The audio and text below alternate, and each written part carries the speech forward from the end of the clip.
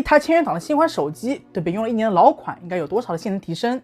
红米 Note 15 Pro Plus 系列告诉我答案是综合性能提升12%，而对于流畅度最重要的 CPU 提升仅仅4.3%。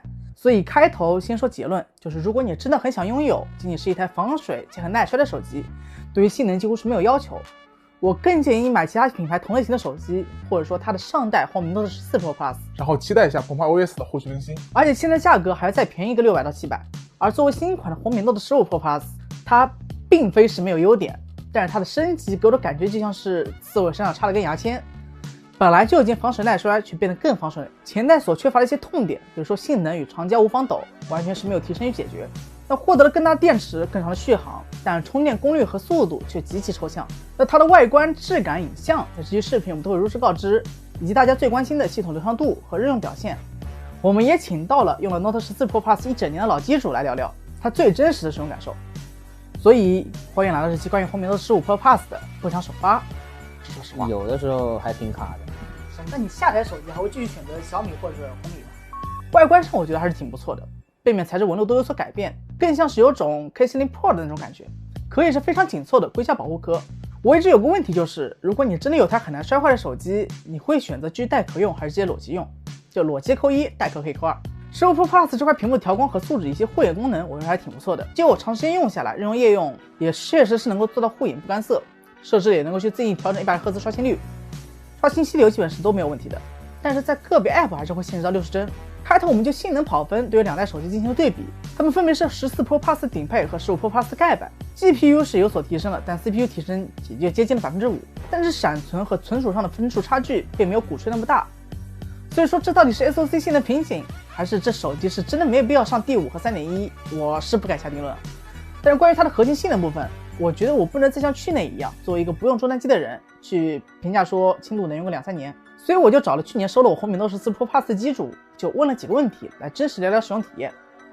因为他们的性能参数是真的很接近，所以说我觉得你也是可以拿来做一个参考。你这1年以来，你觉得这台手机性能够不够用？就是说你自己玩游戏，或者说日常用的时候，会不会有什么卡顿感之类的？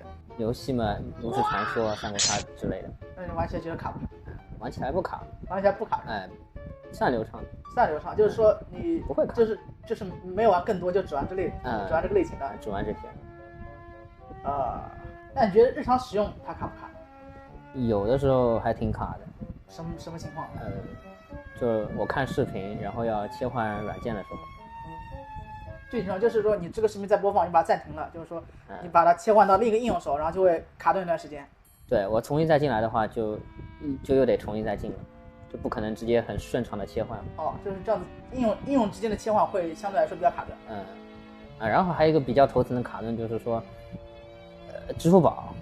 哎，我有的时候用它来付钱，那个可能要好几十秒，就是把那个码给点出来，它要会显示好久了，就是会有点卡。我不知道为什么支付宝会有点卡。就是说日常使用上性能还是会有些欠缺。是的。那你觉得这个手机有哪些比较好的地方？比较好的地方就是我拿它用来拍照啊什么的，就是画面还是很不错的，用起来拍照。还有别的吗？比较耐摔嘛，我摔了好几次，就只是上面的膜会有一点。我看这上面就膜蹭掉点。对。就大概就2点，就是你觉得它这个价位拍照还行，还有一个就是比较耐摔，就摔起就磨坏一点，这机器没什么问题。以前我手机可能摔一下，就要去修了。那你觉得它有哪些不好的地方？不好的地方嘛，就是那个应用比较卡顿嘛，有些时候用美团、大众、微信，甚至有的时候可能它会，直接就点不了了，用着用着它就会点不了了，直接卡在那个页面了，根本点不了。然后有的时候也会直接就黑屏，要点好几下才能，或者隔一会儿才可以重新恢复原来的状态。就主要是系统问题了。系统，甚至都会有出现到那个整个页面上，那个应用软件全都消失了，就白屏了嘛，就只有那个手机最原始的那个屏的那个状态。那你下台手机还会继续选择小米或者红米？不会了。不会了。主要是什么原因呢？就是使用的时候还是会有些不太方便。就是我觉得卡顿这个事情影响还是蛮大的。就是他日常就是玩一些，你玩那些卡牌游戏没有问题，但是说他日常用，比如说，就是说你用1年然后觉得有点卡。我经常用的几个软件，像微信、支付宝，美团这些都会很容易卡，就是经常用的那些软件都会很容易。后面的片段是涉及到他上一台手机的品牌以及一些使用功能建议，就我比较担心品牌会有一些争议，所以说就放到了片尾彩蛋。关于卡顿这部分，我实际测试一下，有些情况下应用切换确实会顿一下，多数情况可能是新机以及系统优化还是挺流畅的，但是1年之后还准不准呢？这我不好说。然后接着说影像方面，主摄还带黄岛的光影连800，这个传感器表现无论是在白天还是夜拍都是挺强的，所以说近2年的红米的旗舰与中端机用的也都是它。除了长焦传感器从三星的智 N1 升级到 OV50M 之外，上代长焦的光圈是从 F2.0 缩到这代 F2.2， 并且是依然没有上长焦防抖。那这点我们一条一条来说，长焦的拍照表现，我觉得画质是几乎没有什么差别的，但是偏色问题是有所改善。有一点我不知道大家会怎么觉得，就是红米的照片它直出几乎是没有影调的，即便就是你看到啥样，拍出来就是啥样。同一个场景下，比如拍摄傍晚的天空，我的 X200S 就会自动修的反差很强烈，这点上我觉得就会各花入各眼。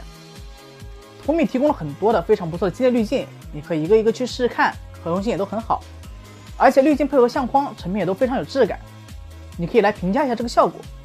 但是问题还是那个问题，没有长焦防抖就意味着白天可以通过高进光量拉高快门速度不糊片，而夜拍几乎是10张里会糊5张，要想不糊片就只能双手共持了。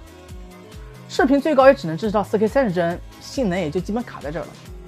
续航这方面倒是完全不用担心，中途用1天觉得是完全够用了，甚至这几天我双机用的时候，它放到第2天和第3天都还是有电的。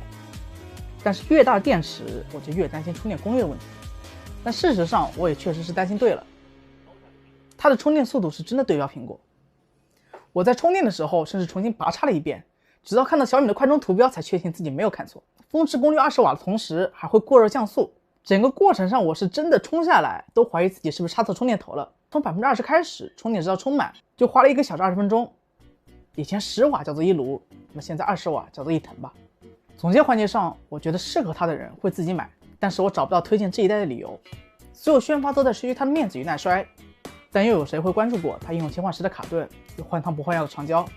我不能否认每款产品线都应该有自己的策略，但是在1000到2000这个价位段去保证性能流畅，真的是一件很难的事吗？处理器的问题可能是真不怪小米，毕竟后面还有一双芯片的大手。洋人有一句话叫 The more things change, the more they stay the same， 那用中国的古话来翻译就是万变不离其宗。我对这个系列的未来甚至会有一些担忧，甚至担心 Note 16、17、18都会这样。我曾经作为米粉会给身边的人推荐小米或者说红米，但我绝对不希望未来会担心身边的人会因为线下销售的吹嘘买到使用体验不行的红米手机，真的就不知道怎么去形容吧。那以上就是本期视频全部内容，很感谢你的观看。如果有什么疑问的话，也可以评论弹幕留言，我看了也会一一解答。我是泽修塔古博，下期见。那你在用小米之前上一部手机用什么？我用的是那个荣耀嘛，荣耀50。那你平常用的时候，觉得哪些功能上，或者说哪些使用体验上，是你觉得荣耀做得好，小米没做好？荣耀50这个手机我用了5年了嘛，它到现在我现在在用的话还是比较流畅的。只是说我换手机，比如说因为现在这台小米它的性价比会高一点，然后它的那个拍照功能会比我以前老的手机会更好一点。然后我以前那个老的手机呢，有一些小细节方面做的比小米要好很多。具体啥一点？比方说我要去看演唱会嘛，要看演唱会拍视频，视频里面要截一帧图，这个小米我试了很多办法，就是好像没那么容易能做到，就是没有从视频里截取真照片这个功能，对，是吧？荣耀它就有这个功能，荣耀是有这个功能。